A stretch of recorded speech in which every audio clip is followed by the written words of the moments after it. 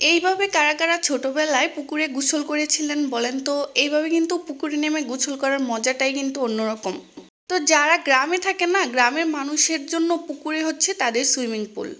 আর এইভাবে কারা কারা গাছের চারা লাগিয়েছেন অবশ্যই কিন্তু কমেন্ট করে জানাবেন। আর এগুলো হচ্ছে পেঁপের বিচি, এই বিচিগুলো হচ্ছে শুকিয়ে রাখা হয়েছে। শুকিয়ে রাখা বলতে আগের দিন রাখা হয়েছিল, এখন হচ্ছে বিচিগুলো লাগিয়ে দেওয়া হবে যেন পেঁপে গাছ হয়।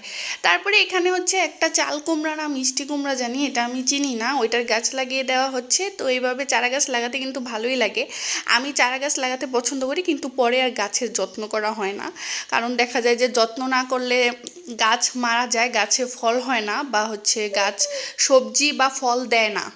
কিন্তু আমি এতটাই অলস যে নিজের সেবা করতেই মানে হিমশিম খেয়ে যাই, আর আমি গাছের সেবা কি করব। যদিও গাছ লাগানোটা খুবই ভালো একটা হ্যাবিট, এবং মানে খুবই পরিবেশের জন্য এবং আমাদের মানে পৃথিবীর জন্য, আমাদের মানুষদের জন্য, আমাদের প্রত্যেকটা মানুষের জন্য হচ্ছে গাছ লাগানো খুবই ইম্পর্ট্যান্ট। এবং গাছ লাগালে দেখা যায় যে কি বলবো, মানে আমরা প্রতিদিন গাছ লাগাচ্ছি মানে আমরা আমাদের নিজেদের উপকার করছি। আমার মতে প্রত্যেকটা মানুষকেই এই হ্যাবিটটা আয়ত্ত করা উচিত যে প্রত্যেক মাসে একটা হলেও গাছ লাগানো। যারা গ্রামে থাকে তাদের তো অনেক জায়গা জমি থাকে, গাছ লাগানোর মতো অনেক স্পেস থাকে, তারা চাইলেই গাছ লাগাতে পারে। কিন্তু যারা শহরে থাকে বা দেখা যায় যে বাসা নিয়ে থাকে আলাদা, তাদের তো দেখা যায় আর মানে জায়গা থাকে না, বা গাছ লাগানোর জন্য ওরকম স্পেস থাকে না। এক্ষেত্রে আপনারা চাইলে সরকারি জায়গা জমিতে রাস্তাঘাটে বা হচ্ছে রাস্তার দুপাশে গাছ লাগিয়ে দিতে পারেন। তো যাই হোক, অনেক বেশি জ্ঞান দিয়ে ফেললাম। তো এটা হচ্ছে আমাদের নতুন বাসা, নতুন বাসার পরিবেশটা খুবই সুন্দর। এখানে কোনো গাড়ির কোনো গ্যাঞ্জাম নেই, যদিও রাস্তার সাথেই, কিন্তু যেহেতু আমাদের ফ্ল্যাটটা হচ্ছে একদম পিছনের দিকে পড়েছে, সেহেতু হচ্ছে আমরা গাড়ির তেমন কোনো সাউন্ড পাই না। তো এই যে দেখতে পাচ্ছেন চারদিকে শুধু গাছপালা, জঙ্গল। তো এই জায়গাটা নাকি এর আগে আরও অনেক বেশি জঙ্গল ছিল, এখন ক্লিন করা হয়েছে। আর একটা বিষয় কি জানেন, এখান থেকে প্রচুর পরিমাণে মশা আসে, এবং হচ্ছে প্রত্যেক দিন রাত্রেবেলা কয়েল জ্বালানোর পরও এবং মশারি টানানোর পরও প্রচুর পরিমাণে মশার কামড় খাইতে হয় এখানে। তো এটা পরের দিন সকালবেলা ফ্রেশ হয়ে নিচ্ছি। এই ফেস ওয়াশটা আমার খুবই একটা পছন্দের ফেস ওয়াশ, এটা অল স্কিন টাইপেই স্যুট করে, কিন্তু যদি স্কিনে অ্যাকনে থাকে তাহলে এটা ইউজ করা উচিত না।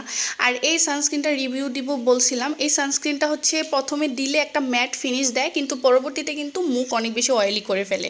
তো যাদের অয়েলি স্কিন তাদের স্কিনে কিন্তু এই ফেয়ার অ্যান্ড লাভলি যে সানস্ক্রিনটা সেটা শ্যুট করবে না।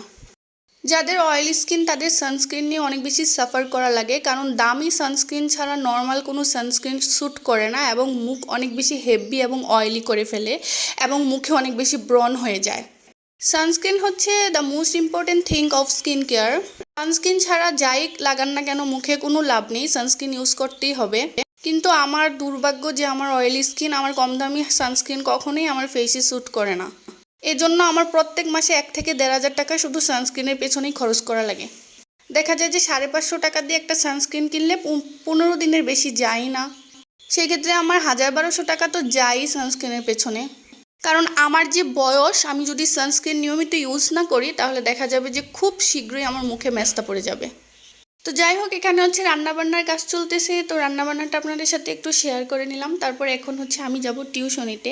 তো নতুন বাসাতে এসেও কিন্তু আমি আলহামদুলিল্লাহ অনেকগুলো টিউশনি পেয়ে গেছি।